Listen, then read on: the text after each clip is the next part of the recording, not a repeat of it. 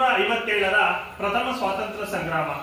ಈ ಒಂದು ಸಂಗ್ರಾಮಕ್ಕೆ ಹಲವು ಕಾರಣಗಳಿದ್ದು, ಈ ಕಾರಣಗಳಾದಂತಹ ರಾಜಕೀಯ ಕಾರಣ, ಆಡಳಿತಾತ್ಮಕ ಕಾರಣ, ಆರ್ಥಿಕ ಕಾರಣ, ಸಾಮಾಜಿಕ ಮತ್ತು ಧಾರ್ಮಿಕ ಕಾರಣ, ಸೈನಿಕ ಕಾರಣ, ತತ್ಕ್ಷಣದ ಕಾರಣ.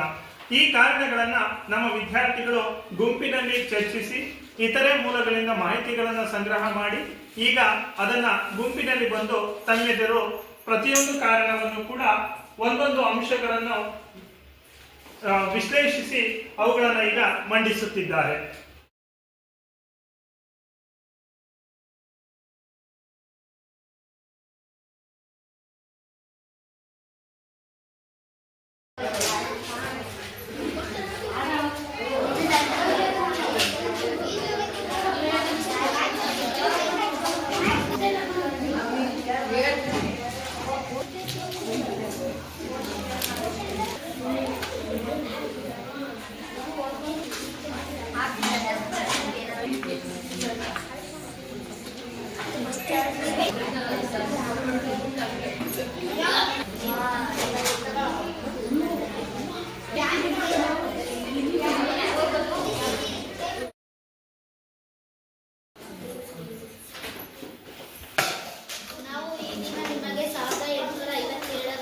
ಭಾರತದ ಪ್ರಥಮ ಸ್ವಾತಂತ್ರ್ಯ ಸಂಗ್ರಾಮದ ರಾಜಕೀಯ ಕಾರಣಗಳ ಬಗ್ಗೆ ತಿಳಿಸುತ್ತೇವೆ. ಬ್ರಿಟಿಷರು ಜಾರಿಗೆ ತಂದಿದ್ದ ದತ್ತು ಮಕ್ಕಳಿಗೆ ಹಕ್ಕಿಲ್ಲ ಎಂಬ ನೀತಿ ಅನ್ವಯ ಸತಾರ, ಜೈಪುರ, ಝಾನ್ಸಿ, ವಿಜಯಪುರ ಮೊದಲಾದ ಸಂಸ್ಥಾನಗಳು ಬ್ರಿಟಿಷರ ವಶವಾದವು. ಡಲ್ಹೌಸಿಯು ತಾಜಾವೂರು ಮತ್ತು ಕರ್ನಾಟಕ ನವಾಬರಿಗಿಂದ ರಾಜ ಪದವಿಗಳನ್ನು ರದ್ದುಪಡಿಸಿದನು.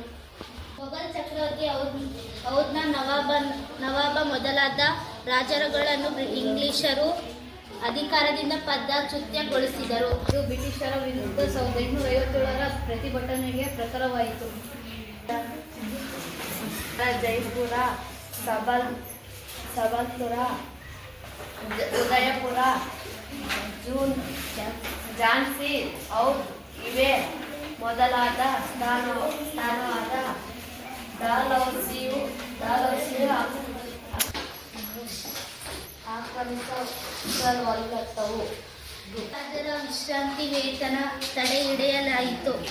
ರಾಜಗಳ ವಿರುದ್ಧಗಳು ರದ್ದಾದವು. ಇಂಗ್ಲಿಷರು ಹೊಸ ನಾಗರಿಕ ಆಡಳಿತಾತ್ಮಕ ಕಾರಣ. ಇಂಗ್ಲಿಷರು ಹೊಸ ನಾಗರಿಕ ಮತ್ತು ಅಪರಾಧ ಕಾಯ್ದೆಗಳನ್ನು ಜಾರಿಗೆ ತಂದರು.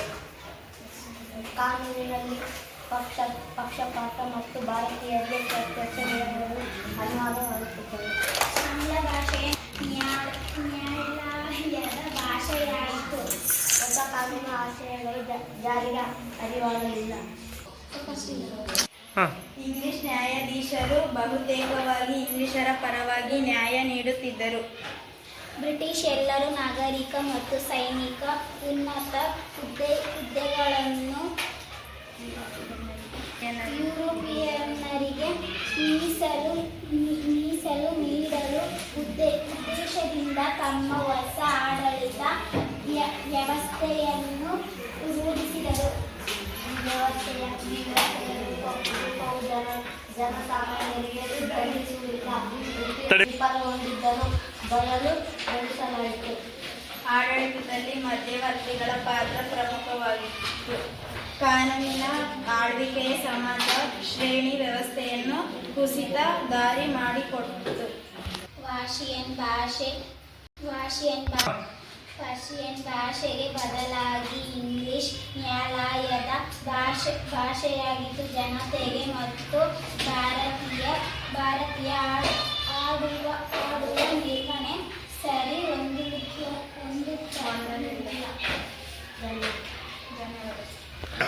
ನಾವು ನಿಮಗೆ ಪ್ರಥಮ ಸ್ವಾತಂತ್ರ್ಯ ಸಂಗ್ರಾಮದ ಬಗ್ಗೆ ತಿಳಿಸುತ್ತಿದ್ದೇವೆ. ಬ್ರಿಟಿಷರು ತಮ್ಮ ಲಾಭಕ್ಕಾಗಿ ಭಾರತವು ಆರ್ಥಿಕ ಸಂಪನ್ಮೂಲಗಳು ಮತ್ತು ಸಂಗ್ರಾಮವನ್ನು ದೋಚುವುದಕ್ಕಾಗಿ ತಮ್ಮ ರಾಜಕೀಯ ಅಧಿಕಾರವನ್ನು ಬಳಸಿಕೊಂಡರು. ಬ್ರಿಟಿಷರು ವ್ಯಾಪಾರ ಹಿತಾಸಕ್ತಿಯಿಂದಾಗಿ ಗುಡಿ ಕೈಗಾರಿಕೆ ಮತ್ತು ಇನ್ನಿತರ ಸ್ಥಳೀಯ ಕೈಗಾರಿಕೆಗಳು ನಾಶ ಹೊಂದಿದವು. ಭೂಕಂದಾಯ ನೀತಿಯ ಅತ್ಯಂತ ಶೋಷಣಾತ್ಮಕ ತಾಲೂಕುದಾರರು ಮತ್ತು ಜಮೀನ್ದಾರರು ಸ್ಥಾನಮಾನ ಮತ್ತು ವರಮಾದಾನ ಮೂಲವನ್ನು ಕಿತ್ತುಕೊಳ್ಳಲಾಯಿತು. ದೊಡ್ಡ ಪ್ರಮಾಣದ ಸಂಪತ್ತಿನ ಹೊರಹರಿದ ಸೃಷ್ಟಿಯಾಯಿತು.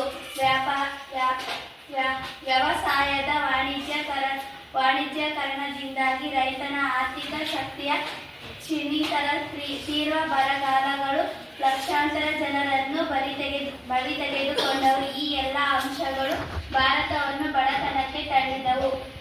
ದಾದಾಬಾಯಿ ನವರೋಜಿಯವರು ಭಾರತದ ಸಂಪತ್ತನ್ನು ಇಂಗ್ಲೆಂಡ್ಗೆ ದೋಚಿಕೊಳ್ಳುವುದಕ್ಕಾಗಿ ಹೇಳಿದರು. ನಮ್ಮ ಸಿದ್ಧಾಂತ ಸಂಪತ್ತಿನ ಸೋಲಿಕೆ ಎಂಬ ಸಿದ್ಧಾಂತದಲ್ಲಿ ಹೇಳಿದರು.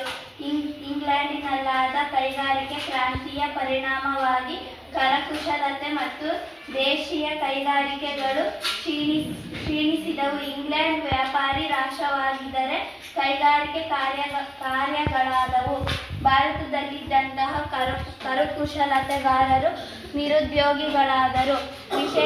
ವಿಶೇಷವಾಗಿ ಬಟ್ಟೆ ಮತ್ತು ಉಣ್ಣೆ ಕೈಗಾರಿಕೆ ಅವನತಿ ಹೊಂದಿ ನೇಕಾರಿಕಾ ವೃತ್ತಿಯವರು ಉದ್ಯೋಗ ಕಳೆದುಕೊಂಡರು. ಧನ್ಯವಾದಗಳು. ನಾವು ಈ ದಿನ ಭಾರತದ ಪ್ರಥಮ ಸ್ವಾತಂತ್ರ್ಯ ಸಂಗ್ರಾಮದ ಬಗ್ಗೆ ಭಾರತದ ಪ್ರಥಮ ಸ್ವಾತಂತ್ರ್ಯ ಸಂಗ್ರಾಮದ ಕಾರಣಗಳಲ್ಲಿ ಸಾಮಾಜಿಕ ಮತ್ತು ಧಾರ್ಮಿಕ ಕಾರಣವನ್ನು ತಿಳಿಸುತ್ತೇವೆ. ಭಾರತೀಯ ಪದ್ಧತಿಗಳ ಹಸ್ತಕ್ಷೇಪ ಬ್ರಿಟಿಷರು ತಮ್ಮ ಸಂಸ್ಕೃತಿಯನ್ನು ಭಾರತೀಯರ ಮೇಲೆ ಹೇರಲು ಪ್ರಯತ್ನಿಸಿದರು. ಇದರಿಂದಾಗಿ ಭಾರತೀಯರು ತಮ್ಮ ಸಾಂಪ್ರದಾಯಿಕ ಜೀವನ ವಿಧವ ಮತ್ತು ಸಾಮಾಜಿಕ ಪದ್ಧತಿಗಳ ಎಂದು ಭಾವಿಸಿದರು. ಸತಿ ಪದ್ಧತಿ ನಿಷೇಧ, ವಿವಾಹ ಪುನರ್ವಿವಾಹಕ್ಕೆ ಅವಕಾಶ, ಮಕ್ಕಳ ಹತ್ಯೆ ನಿಷೇಧ, ಅನೇಕ ಸಾಮಾಜಿಕ ಮತ್ತು ಧಾರ್ಮಿಕ ಅಂಶಗಳು ಸಹ ದಂಗೆಗೆ ಸ್ಫೋಟಕಕ್ಕೆ ಕಾರಣಗಳಾದವು. ಅವರು ಬಿಳಿಯರ ಮೇಲಿನ ಹೊರೆ ಸಿದ್ಧಾಂತವನ್ನು ಆಚರಿಸುತ್ತಿದ್ದರು. ಕಾರಣಗಳು: ಕ್ರೈಸ್ತ ಧರ್ಮ ಪ್ರಚಾರ. ಬ್ರಿಟಿಷ್ ಸರ್ಕಾರವು ಕ್ರಿಶ್ಚಿಯನ್ ಮಿಷನ್ಗಳಿಗೆ ಭಾರತದಲ್ಲಿ ಮುಕ್ತವಾಗಿ ಧರ್ಮ ಪ್ರಚಾರ ಮಾಡಲು ಪ್ರೋತ್ಸಾಹ ನೀಡಿತು. ಈ ಮಿಷನ್ಗಳು ಸಾಮಾನ್ಯವಾಗಿ ಹಿಂದೂ ಮತ್ತು ಮುಸ್ಲಿಂ ಧರ್ಮಗಳನ್ನು ಬಾಹಿರವಾಗಿ ಟೀಕಿಸಿತು. ಮುಂತಾಗಿಗೊಳ್ಳುವವರೆಗೆ ಸರ್ಕಾರಿ ನೌಕರಿಗಳ ಮತ್ತು ಇತರ ಸೌಲಭ್ಯಗಳನ್ನು ನೀಡಲಾಗುತ್ತದೆ. ಸೈನಿಕರಲ್ಲಿ ಧಾರ್ಮಿಕ ಮತಾಂತರಗೊಳ್ಳುವವರೆಗೆ ಸರ್ಕಾರಿ ನೌಕರಿಗಳು ಮತ್ತು ಇತರ ಸೌಲಭ್ಯಗಳನ್ನು ನೀಡಲಾಗುತ್ತಿತ್ತು ಎಂಬ ವಂದನೆಗಳಿಗೆ ಹರಡುತ್ತಿದ್ದವು. ಸೈನಿಕರಲ್ಲಿ ಧಾರ್ಮಿಕ ಆತಂಕ ಉಂಟಾಯಿತು. ಧನ್ಯವಾದಗಳು. ಸ್ವಾತಂತ್ರ್ಯ ಸಂಗ್ರಾಮ 1852 ಮತ್ತು 58ರ ದಂಗೆಯಲ್ಲಿ ಸೈನಿಕ ಕಾರಣಗಳನ್ನು ತಿಳಿಸುತ್ತಿದ್ದೇವೆ. ಭಾರತೀಯ ಸೈನಿಕರಲ್ಲಿ ಅನೇಕ ಅಸಂತೃಪ್ತಗಳಿದ್ದವು. ಸೈನಿಕರು ಪಾರಂಪರಿಕವಾಗಿ ಬಳಸುತ್ತಿದ್ದ ಧಾರ್ಮಿಕ ಚಿಹ್ನೆ ಮತ್ತು ಬೆಟ್ಟಗಳನ್ನು ಧರಿಸಬಾರದೆಂದು ನಿಷೇಧಗೊಳಗಾಗಿದ್ದರು. ಬ್ರಿಟಿಷರ ಸೈನ್ಯದಲ್ಲಿ ಭಾರತೀಯ ಸಿಪಾಯಿಗಳ ಸ್ಥಿತಿ ಶೋಧಕವಾಗಿತ್ತು. ಆಂಗ್ಲೋ ಸೈನಿಕರಿದ್ದ ಸ್ಥಾನಮಾನ, ವೇತನ, ಬಂಡಿ ಅವಕಾಶಗಳ ಭಾರತೀಯ ಸಿಪಾಯಿಗಳಿಗೆ ಭಾರತೀಯ ಸೈನಿಕರಿಗೆ ಅತ್ಯಂತ ಕಡಿಮೆ ವೇತನ ಇತ್ತು ಮತ್ತು ಬಂಡಿತ್ಯ ಅವಕಾಶಗಳು ಇಲ್ಲದಾಗಿದ್ದವು. ಬ್ರಿಟಿಷ್ ಸೈನಿಕರಿಗೆ ಮಾತ್ರ ಹೆಚ್ಚಿನ ಸಂಬಳ ಮತ್ತು ಇತರೆ ಸೌಲಭ್ಯಗಳನ್ನು ನೀಡಲಾಗಿತ್ತು. ಭಾರತೀಯ ಸೈನಿಕರನ್ನು ಅತ್ಯಂತ ದೂರ ಪ್ರದೇಶಗಳಿಗೆ ಕಾರ್ಯನಿಮಿತ್ತ ಹೆಚ್ಚುವರಿ ವೇತನ ನೀಡದೆ ಸಂಯೋಜಿಸಲಾಯಿತು. ಲಾರ್ಡ್ ಟೆನೆಸಿಗನ ಸಾಮಾನ್ಯ ಸೇನಾ ಸೇವಾ ಕಾಯ್ದೆಯ ಪ್ರಕಾರ ಎಲ್ಲ ಸೈನಿಕರು ಬ್ರಿಟಿಷ್ ಆದೇಶವಂತೆ ಎಲ್ಲೆಂದರಲ್ಲಿ ಕಾರ್ಯನಿಮಿತ್ತ ತೆರಳಬೇಕಾಗಿತ್ತು. ಧನ್ಯವಾದಗಳು. ಜನಸಾಮೂಹಿಕ ದಂಗೆಗೆ ಸಾಮಾನ್ಯ ವರ್ಷ 1857ರ ಸನ್ನಿವೇಶ ಪರಿಪಕ್ವವಾಗಿತ್ತು. ಅವರಲ್ಲಿ ಬೀಸಲು ಒಂದೇ ಕಟ್ಟಿ ಎಬ್ಬಿಸಲು ಒಂದೇ ಕಿಡಿ ಸಾಕಾಗಿತ್ತು. ಸಾಮಾನ್ಯ ಶಕವರ್ಷ 1857ರಲ್ಲಿ ಒಂದು ಸಿಪಾಯಿ ದಂಗೆಗೆ ತಕ್ಷಣದ ಕಾರಣವಾಗಿತ್ತು.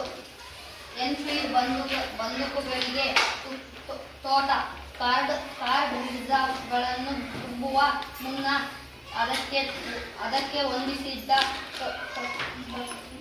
ಕಾಗದಗಳನ್ನು ಅಲ್ಲಿನಿಂದ ಕಿತ್ತು ಅರಿಯಬೇಕಿತ್ತು. ಈ ಕಾಗದಕ್ಕೆ ಹಂದಿ ಮತ್ತು ಗೋವಿನ ಕೊಬ್ಬು ಬಳಸಿದ್ದಾರೆ ಎಂಬ ಸುದ್ದಿ ಕಾಲ್ಗಿಚ್ಚರಂತೆ ಸೈನಿಕರಲ್ಲಿ ಹಬ್ಬಿತು.